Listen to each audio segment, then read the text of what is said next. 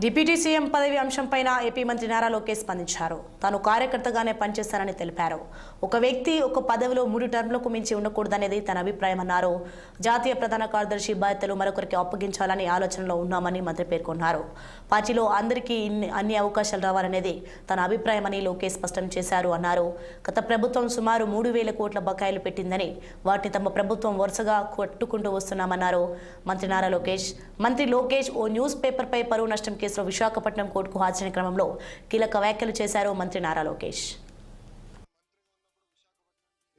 అనేక సార్లు వచ్చాను.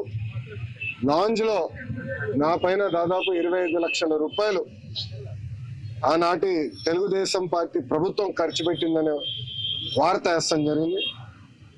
అప్పుడే నేను లీగల్ నోటీస్ కూడా జారీ చేశాను.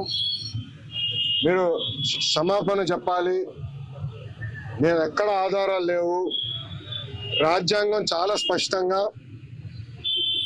ఆధారాలతో ప్రింట్ చేయాలి అని చెప్తుంది. అంతేగాని ఆధారాలు లేకుండా ప్రింట్ చేస్తే అది డిఫమేటరీ నేచర్ అని చాలా స్పష్టంగా చెప్తుంది.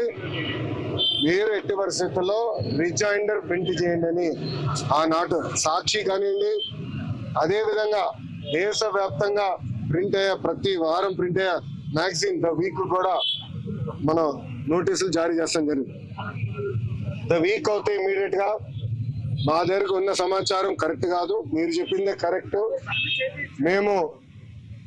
మేము రిజైండర్ ప్రింట్ చేస్తామని వాళ్ళు చాలా స్పష్టంగా ప్రింట్ చేస్తాం జరిగింది. కానీ బ్లూ మీడియా గురించి మీకు బాగా తెలుసు. తప్పుడు వార్త పదే పదే రాసి అది నిజం చేయాలని ప్రయత్నిస్తుంది. అదే రీతిలో వాళ్ళు ముందరికెళ్తున్నారు. అందుకే నేను గత 5 సంవత్సరాలుగా న్యాయ పోరాటం నేను చేస్తున్నా. ఇది 4వ వాయిదా. ఎన్నిసార్లు నేను వస్తాను, ఎందుకంటే నిజం నా వైపు ఉంది. గతంలో కూడా మీకు చెప్పాను.